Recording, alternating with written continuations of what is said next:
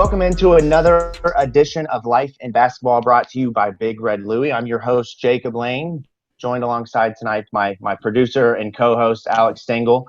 And we've got a great show in store. I'm really excited about tonight's guest and the stories that we're going to get into that'll kind of hit home locally, talking about the Louisville women's basketball program. You've heard his voice on a myriad of stations calling baseball and basketball games. Nick Curran, who currently is the Louisville women's basketball radio play-by-play analyst, also calls game for the Bats, previously worked for Bellarmine. Nick, how are you? Doing well. Good to be with you guys. Thanks for having me. Yeah, absolutely. Thanks for taking time out of your night to join us. And we were talking about this a little bit before we came on, but life for you right now would, in a normal world, would probably be a lot of travel in cities as the Bats are going about their schedule. And without the minor league season happening, you've kind of been stuck at home. What has this pandemic been like for you as you've kind of waited for that announcement and what that was going to look like, and just family life and being at home and not really being able to go out and do much of anything? What's that look like for you? Yeah, it's been a big change. Normally the summer is kind of go, go, go, as the saying goes. Baseball never stops. So from that Thursday in April when the season gets going through Labor Day, it's 140 games in like 150 days. So there's not a lot of time, and it's every day. So it's definitely been different to be home all summer, and it's been good in a lot of ways to be able to see my wife a lot more during the baseball season. Obviously, a lot of travel, and when we are home, it's a lot of long days. It's get to the ballpark between 9 and 10 and leave between 10 and 11 or whenever the game's over. So, there's not a lot of time for that during the baseball season. So getting to spend a lot of time with her has been good, and time around the house has been nice to be able to do some stuff, but definitely miss it. Definitely miss baseball. We should be, as we were recording this, we were talking before we started, I believe we would be in Lawrenceville, Georgia, Gwinnett. The Gwinnett Stripers, I think, is where we would have traveled to start a road trip this week. So it's definitely been different, and I think everyone, with the Bats, we kind of had a feeling that it was going to be tough as things kept going past opening day more and more. And then they of course, at the end of June, they're kind of officially made the announcement about minor league baseball. The writing was pretty much already on the wall, but we'll see. Hopefully we can get her back for 2021 and get ready to go then. Yeah, there's definitely a lot to kind of play out over the next several months as Major League Baseball and the NBA and all these leagues start to get back to action and kind of, relaying the landscape of sports across all industries. And we could do an entire podcast specifically on life in the minor league baseball and the things that you've seen and been a part of. But obviously for this show, we're gonna talk a lot of basketball because part of your career is spending a lot of time on the hardwood and around the Louisville women's basketball program, traveling with them, calling games on the radio.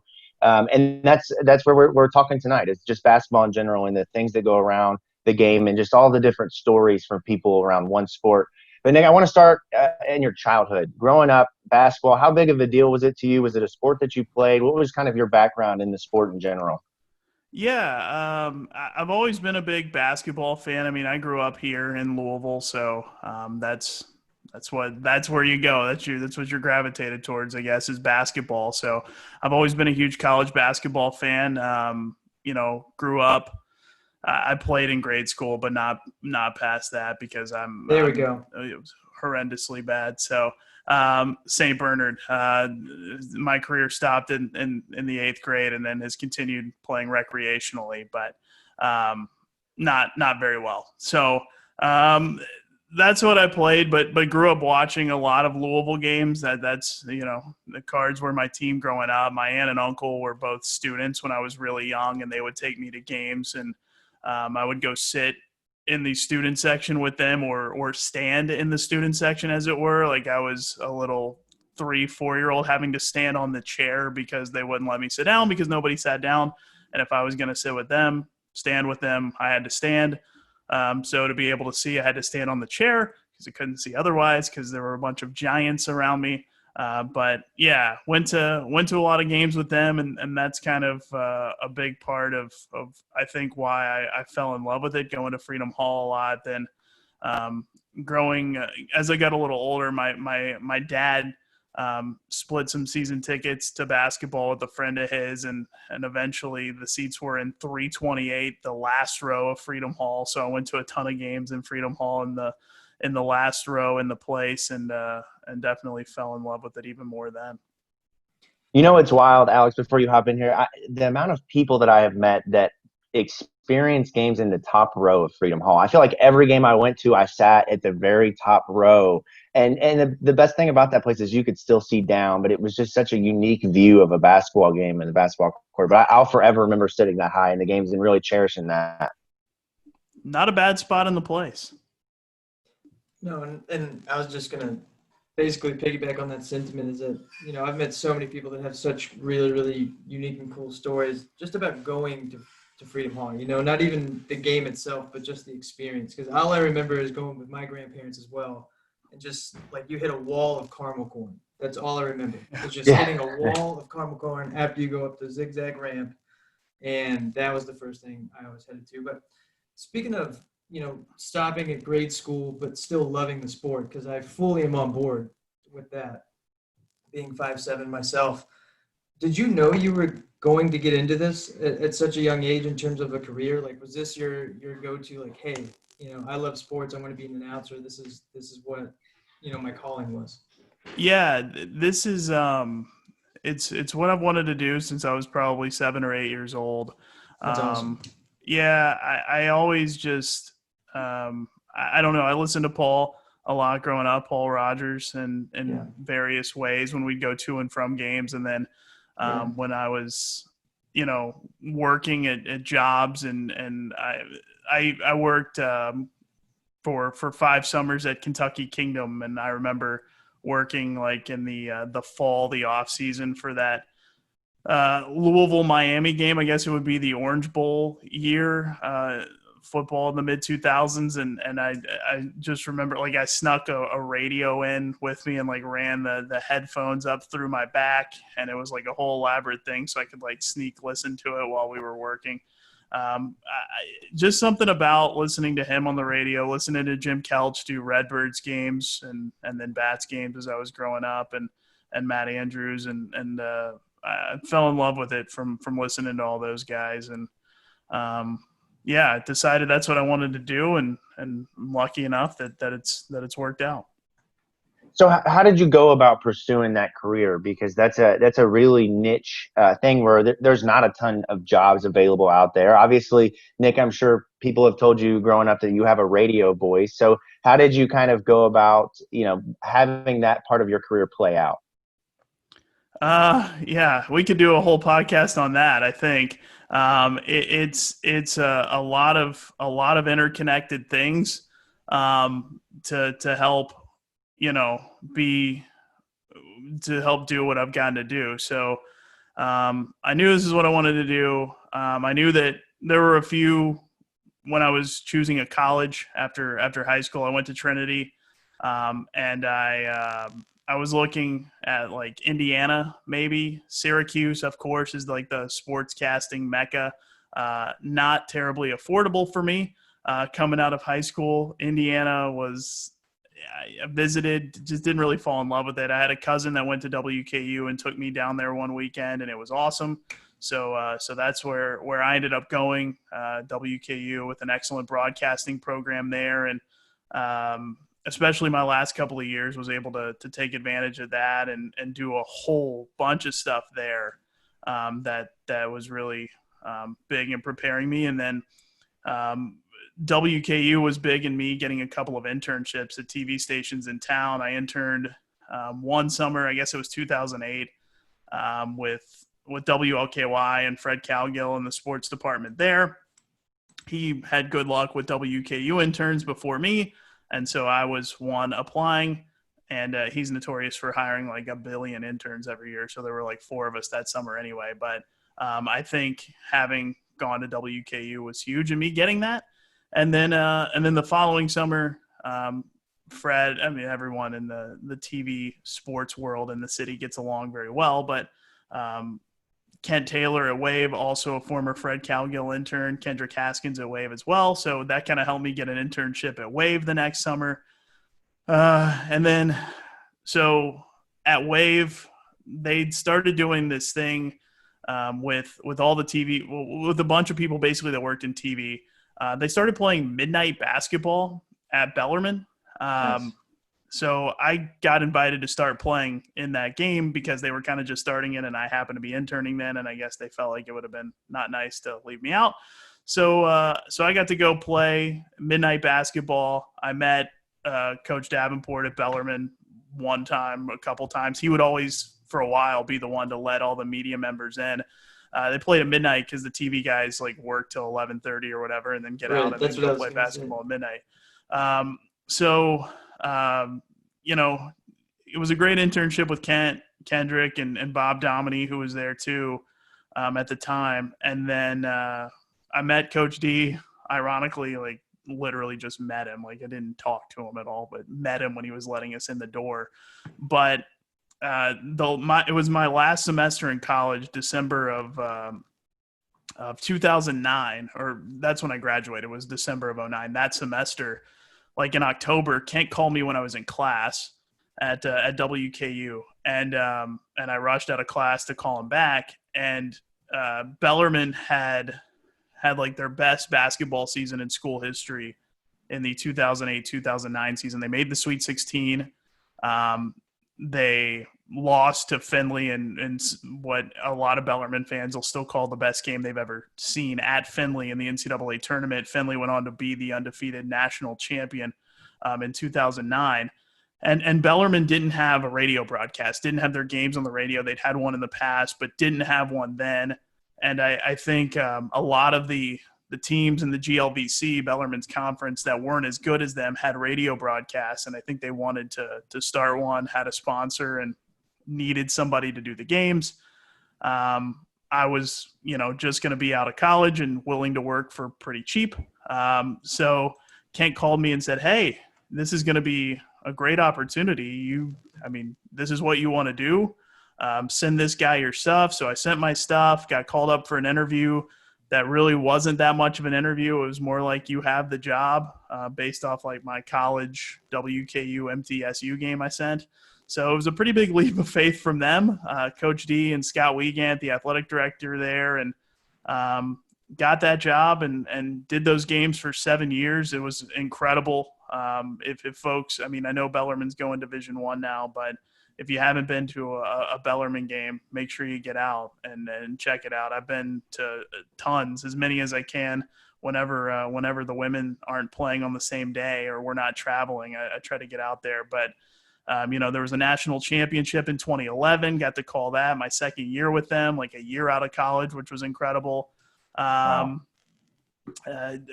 3 Final Fours in the time, 3 Elite Eights, which is kind of the Division II version of the Final Four, and then they advanced to the Final Four each time.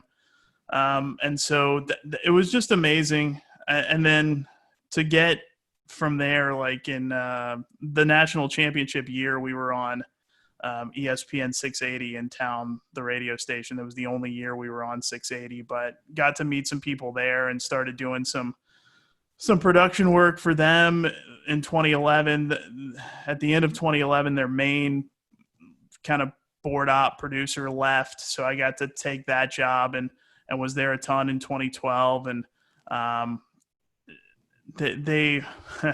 there was a guy named Nick Evans, who's now the sports information director for women's basketball at U of L.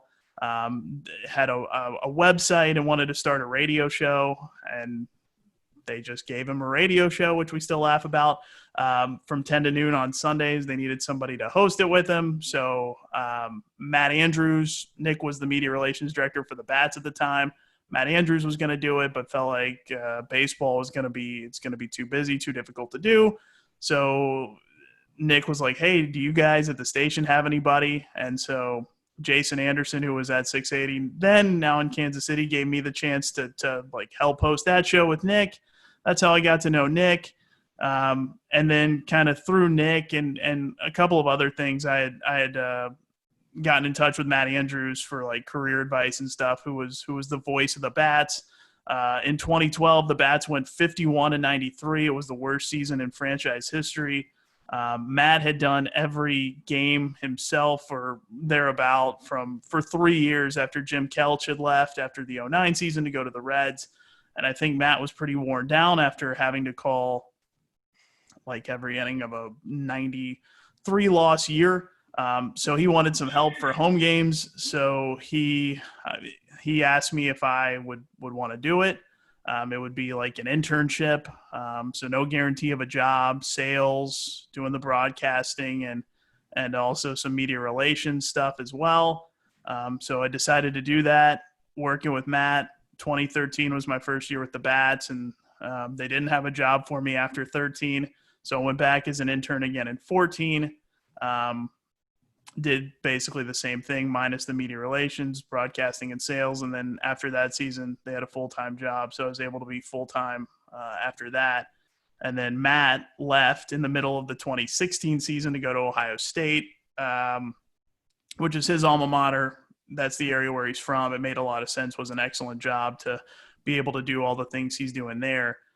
So when he left, I got to move into the lead chair with the Bats, and then he was also doing the U of L women's games at the time. And so when he left, that is what opened up that seat as well to be able to do that job. So that's kind of how it was. There's just a bunch of interconnected things, and being willing to not say no and do a lot of stuff for not very much money along the way.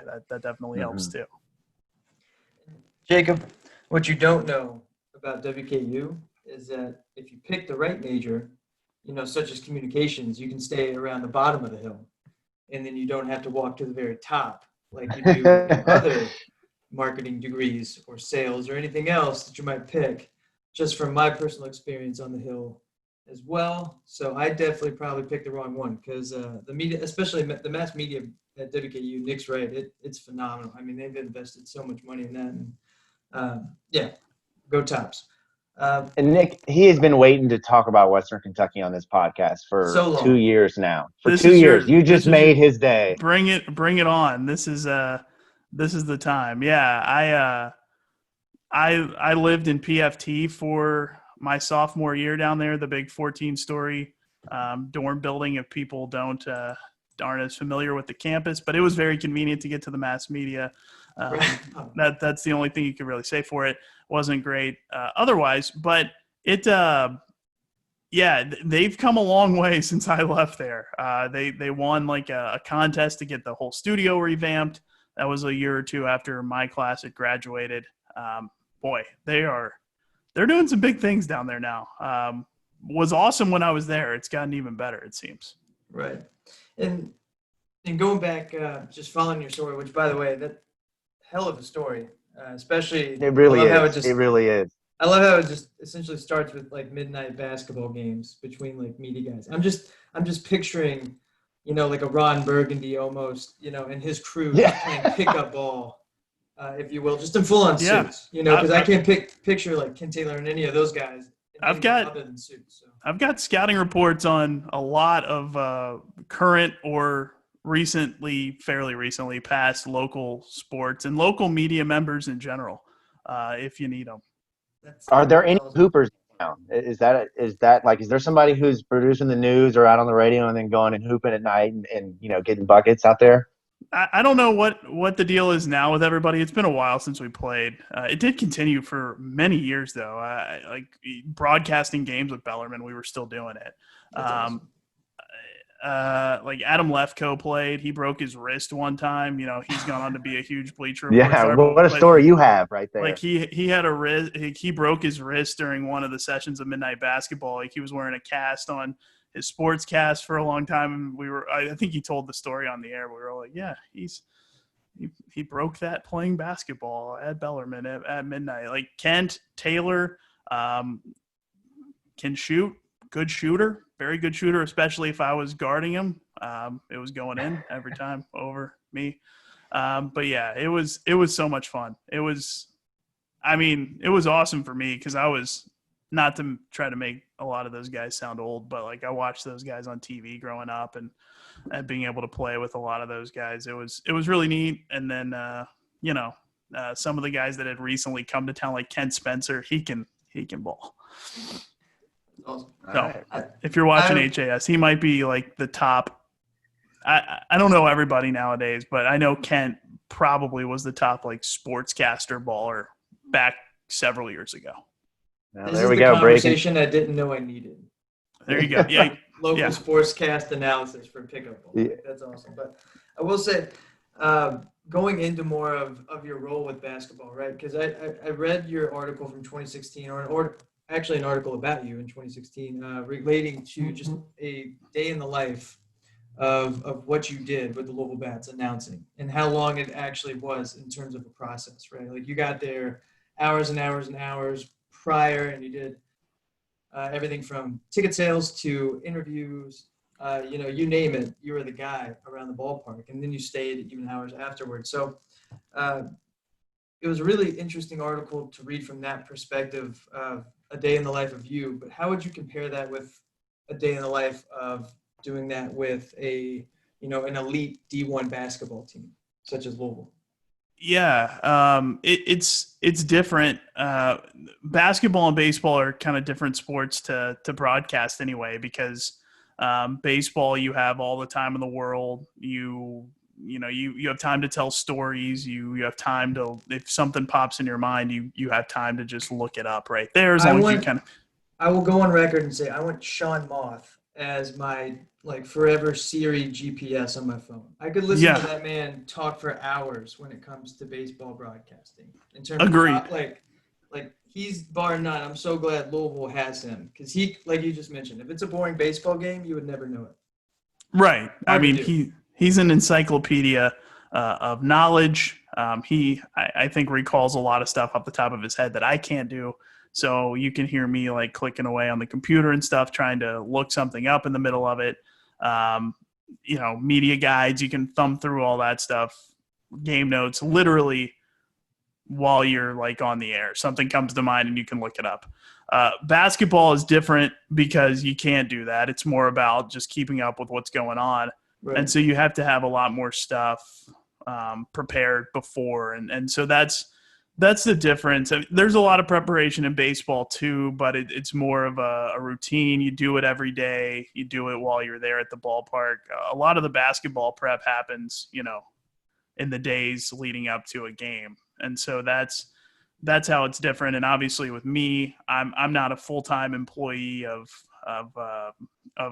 U of L or Learfield or anything like that. I just come in and do the games and coach a show and all that stuff. And that's my job. So there's not all like the ticket sales and a lot of other stuff that goes along with being in minor league baseball. So those ways it's very different, but definitely in the preparation, there's just a lot more you have to have ready and know right where it is in basketball. And you kind of have to have it all condensed onto a couple of little charts. At least that's how I do it. That's how everybody has some form of their charts and knows where their stuff is and where certain notes are that they want to use. Baseball, it's a little bit different because you have time to go find it. In basketball, you don't. So you just have to have it ready. And so just going into it, you have days to kind of research and look stuff up and find nuggets that might interest you or people listening, maybe, hopefully. And with baseball, you have a game every day. So it's not as an intensive of a process of like researching leading up to it for days. Yeah, and so you've been calling Louisville women's games for a number of years now, and you've really gotten to be a part of the program as it's grown nationally and locally here with the fan base. But in general, the women's game has really taken a big step in popularity nationally and even globally. And I know, women's basketball in the WNBA in college is different, and international and even Olympic contests are all different. But from what you've seen and what you've been around and, you've talked with a lot of the players and families and coaches, what has been the biggest contributor in the game of basketball growing on the women's side and fan popularity?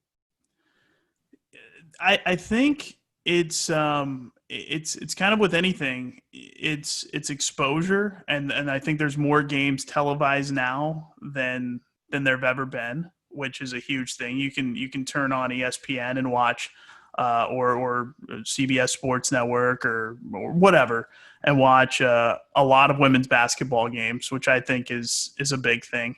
You have great personalities in the coaching ranks, which I think people have really latched onto that. Like Gino Auriemma is an awesome personality.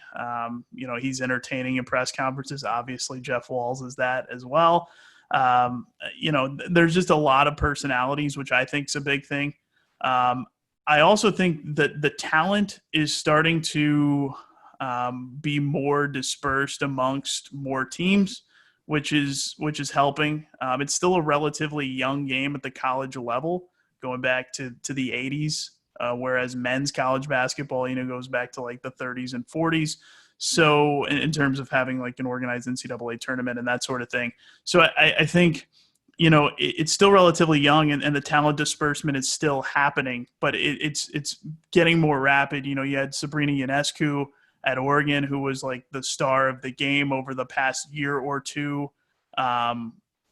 Certainly the past year, she was kind of the storyline on ESPN, and she's not at UConn, she's at Oregon, which Oregon doesn't have a ton of women's basketball tradition. They have built that now. And I think it's the same thing that's happened here at Louisville with Jeff Walz. This program didn't have a whole lot of tradition to speak of before he came in, but now 3 Final Fours, a couple of national runner-up finishes later, and a bunch of superstars later. It's built its way up, and more programs are kind of building up, and I think that's huge. The star power across the country, not just at UConn, but you have like Asia Durr at Louisville, and people knew who Asia Durr was. She had a lot of people that would be hounding her for autographs on her way out of the arena to the bus, seemingly wherever we went when she was playing. And that was a big deal. Of course, before my time, the Shimmels and the big deal that they were in the Native American community, especially. And of course, Angel McCautry and everything she's going to do. I think the star power has been big, and just more national exposure for women's basketball, more places to be on TV. I think those two things have grown it from what I've seen, having not been around, the women's game like this very long now, 4 seasons completed, but that's what I've seen. And I think that's why it's grown. And there's just a lot of good personalities in the women's game, and that's what drives a lot of it. And I want to touch on that as well, because when it comes to personalities, obviously one of the major ones you think of, like you just mentioned, is Gino and his awesome press conferences that he has. But another awesome personality that has emerged in college basketball over the last 5-7 seasons, and people have really taken a liking to. Tell me more about your relationship with Jeff Walz, because we only know so much from a fan's perspective, but you spend, a lot more time around him than most people. Yeah, what you see is what you get with him. I think he's exactly the same, in press conferences or in interviews or whatever, as he is not in that stuff. That's him. He's going to be quick-witted. I've said it a ton. He's one of the smartest people I've ever met.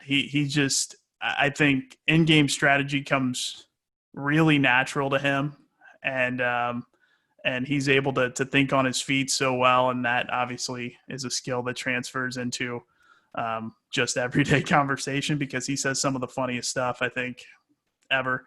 My relationship's always been really good. He and Matt Andrews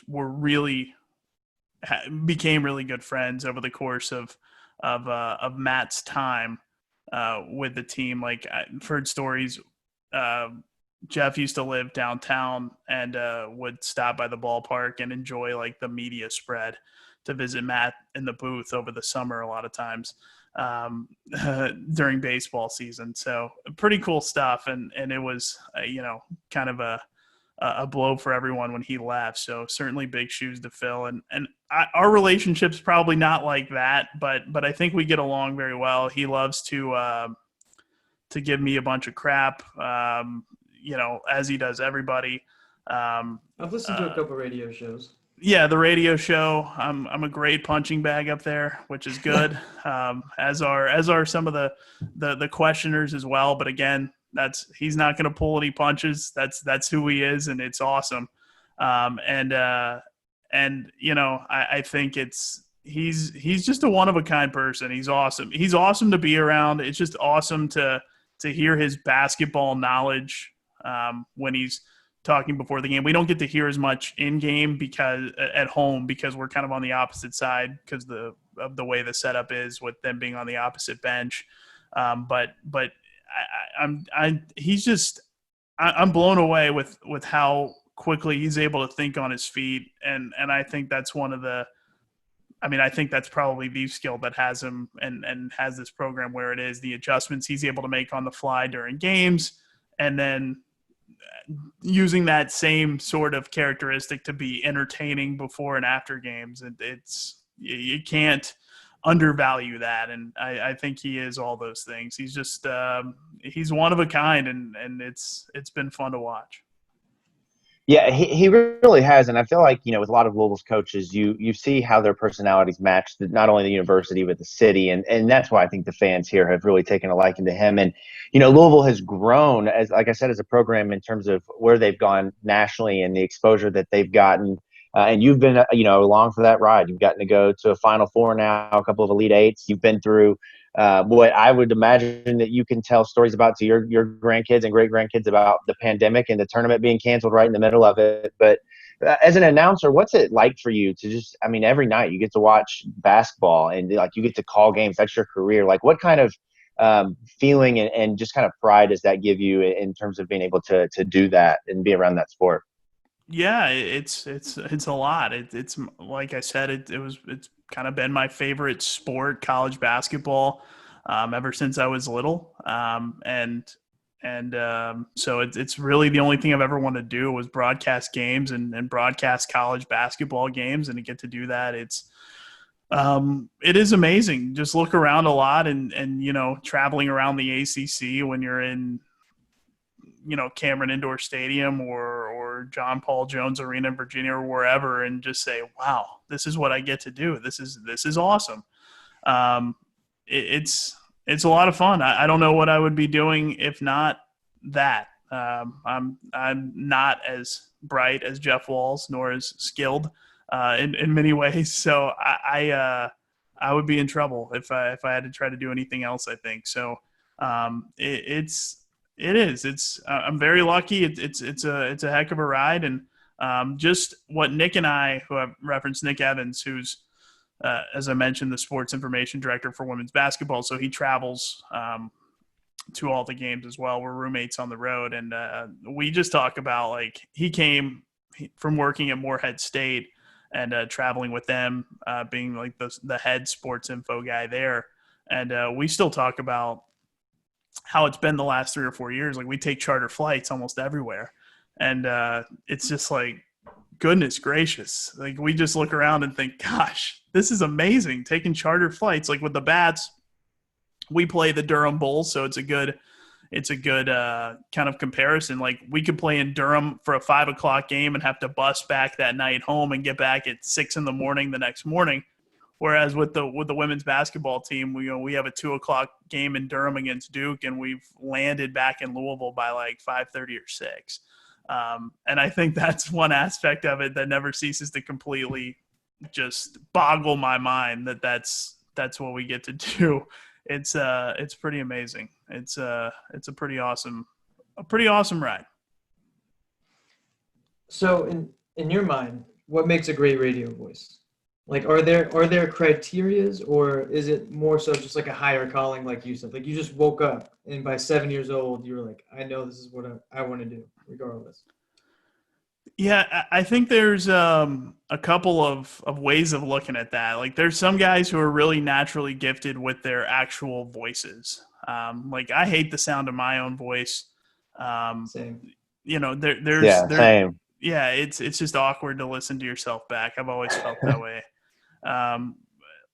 there's a lot of dudes who are just really naturally gifted with like really incredible pipes. Like Joe Buck comes to mind. I mean, I think he has an incredible voice watching him call games, and you can think of whoever, but I know when you say that, you think of somebody and you're like, goodness, yes, they have a great voice. But I think the main thing is I was lucky enough to figure out what I wanted to do very early, so I was able to kind of point like everything I was trying to do toward that. So going to college, what I studied in college, um, you know, after college, trying to get jobs, and so that's what I think the big thing is. And whenever someone asks me for advice, I always try to say this, and it's what Matt told me when I emailed Matt Andrews, when I emailed him for advice back 10 years ago, probably now.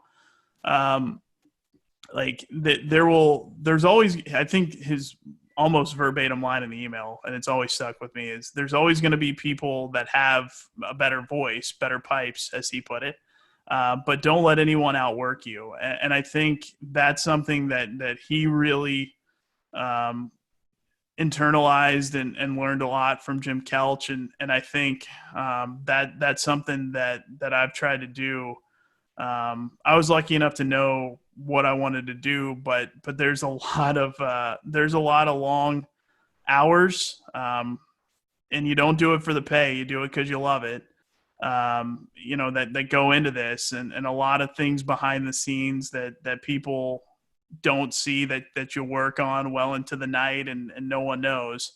And there's a lot of kind of sacrifice that can kind of go. It's obviously not the hardest job in the world, and not trying to paint it as that, but and very lucky to get to do it. But there's a lot of work to it too, to do it well. And I think being willing to put in the work and not just show up and flip on the equipment or a microphone and try to start talking. There's just a lot of preparation that goes into it. And I think that's what kind of separates people that are good at this from people that maybe aren't as good. And I don't know where I am on that spectrum, but trying to move toward being good. I make it probably sound a lot harder than it is, but because I'm a disaster sometimes. But I just think that just putting as much preparation and as much hard work into it as possible is generally what will yield a lot of good results. So I want to ask you about the hard work and the preparation and everything that goes into it. But for the sake of this show, I think the best question might be, what's your biggest goof calling a game, like a basketball game? Like, because I can only imagine all the things that could go wrong in the middle of a Final Four game, and you get the wrong player's name or whatever the case is. What's your biggest goof that you'll never live down? I don't know. There's so many, and I'm not joking. Like I'll go back and listen to myself, and I'm like, goodness, I remember what play it was, and I can remember like I was calling the wrong person's name there. I had the wrong person. Like referees get in the way, coaches get in the way. You're trying to see around them. That always can be a disaster. Like at the beginnings of games, sometimes the other team's roster just won't stick, and you're like trying to look down and figure out who has a lot of it, in basketball, it's a lot of memorization, trying to remember players on the other team. So those are always some hairy moments. One that does stick with me, and it's actually back with Bellarmine. It was interesting. I think Bellarmine was we were playing Maryville in a home game. Maryville's a university in St. Louis. It's a conference game, Great Lakes Valley Conference. I don't remember the last name, but there were two players on Maryville's team that had the same last name, but one was white, one was black. They had not the exact same hometown listed on the roster. When I clicked on their names and trying to prepare leading up to it, there was no mention of them being in any way related. So I had a lot of signs there, not exactly the same hometown, not, the same race per se. So I thought, safe to say they're not related. So I mentioned that on the radio. And then during our post-game show, after the game was over, I think Bellarmine had won.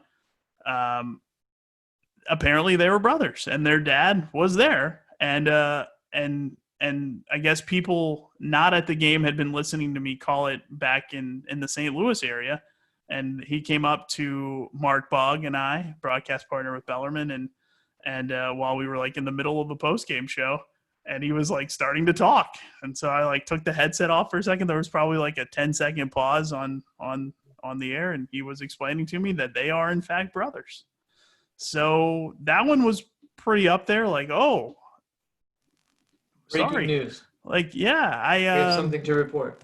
That's the value of having a good sports information department and being able to find that information somewhere. D2 info, not always the easiest to find. The school website, you'd have thought that they'd have mentioned that they were brothers. They did not. So I made a poor assumption. So I've learned to never make an assumption like that unless I find it for sure somewhere. I'm just going to leave it alone. We could totally do a whole nother podcast about just the history of how people did those games without Google or internet or SIDs or anything like that. That would be fascinating. But Nick, what is the long-term goal for you, right? Do you envision kind of staying in Louisville, following, almost like a Paul Rogers, or do you kind of envision yourself almost, like you just mentioned, like a Jason Anderson, somebody that, kind of is more local, but then seeks an opportunity to keep moving up the ladder while also, finding a place kind of near their hometown? Yeah, I've always seen myself here. This is where I really, really want to be. And I was lucky to find my way into jobs in my hometown. And a lot of people don't get that lucky. So this is definitely where I want to be. And I'm really happy doing what I'm doing. Hopefully stuff comes back soon and we can actually do all that again. But yeah, all the opportunities here have been awesome. And I never know what's next, but enjoying it right now, and hoping stuff trends the right way, and we can get seasons going on time come the fall. Yeah, and we've got one more question here before we move into our last part of the show. But I mentioned earlier that you went through one of the most unique things in sports with the ACC tournament being canceled earlier in March due to COVID and the pandemic. But in your mind, is that the craziest thing that's kind of you've experienced in a part of your career calling games for Louisville, or is that the Final Four and just the stage of that? What's like kind of the biggest moment for you that you've had thus far? Yeah, I think this whole thing was definitely the weirdest. We got to finish our ACC tournament, so it wasn't as abrupt as I'd say the men's team had it. The men's teams had it, the ones that were gathered there in Greensboro for their ACC tournament. Ours was finished. They played it to completion, and so it was more. It wasn't as abrupt, for me, from watching it, I mean, you could kind of see it trending that way as the week went on. There was going to be no fans, and it was like, okay, which kind of stunk because one of the goals for the season was to try to make it into that Fort Wayne region this past year, so it would be an easy travel place to have a big fan following, and then that wasn't going to matter. And so it went from that, and then the night Rudy Gobert ended up having it and everything that happened there, and it was like there's no shot. And then the next day they kind of canceled everything, and so that was definitely weird and just surreal to kind of watch it. But I think as being someone with the women's team, you didn't have to be as like honed in on games and the tournament that weekend because after the ACC women's tournament, there's a full week before Selection Monday. So I think it was less abrupt for a lot of the Power 5 women's teams that had already completed their tournament. It doesn't make, I'm sure, the pain of all the players that'll never get a shot to do that again any less. But I think you could kind of see it coming a little bit more than maybe if we were in the men's thing. So that was definitely the weirdest and really most incredibly unfortunate thing that I've seen in my time. But my best memory and from being with the women's basketball team is definitely that the Final Four run and making it to Columbus. And that game against Mississippi State, as heartbreaking as it was, just being right there was a heck of a game. And Jasmine Jones follow like at the horn after Maisha probably got hit pretty hard on that layup. Jazz's follow was right there. I don't know how I thought it was going in, and would have sent Louisville to the championship game. But that year was so much fun. What a team. You had Asia Durr and you had Maisha Hines-Allen and that whole cast of characters and how well they gelled and they just ran through the NCAA tournament, getting to go from here to Lexington where there was an excellent following and just dominating a couple of games in Lexington, and then to Columbus where there was a great following and an amazing atmosphere. That was just such a fun ride, and that NCAA tournament. Well, and winning the ACC tournament before that, the confetti falling and beating Notre Dame to win the ACC tournament, that was amazing as well. So those are two of the better memories that'll always hang with me. Yeah, that is all fantastic. Nick, thank you again for joining us and talking so much about your career in basketball and specifically covering the University of Louisville women's basketball via the radio. But we want to end the show here with our final segment called Before the Buzzer, which is just strictly a couple of rapid fire questions where we get to know you a little bit better and specifically dive into a couple of deeper things with basketball. So we'll set the timer on the clock. We'll give it 1 minute here and we'll get started.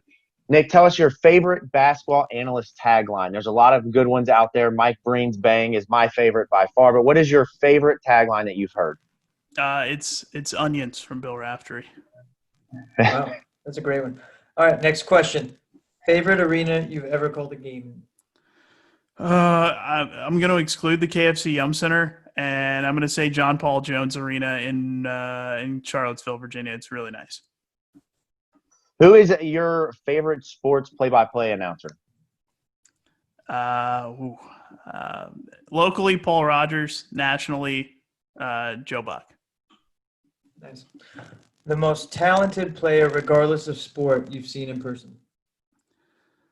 Most talented player, regardless of sport. I would say it's got to be Asia Durr. She was pretty. She was a superstar. I think it's her off the top of my head.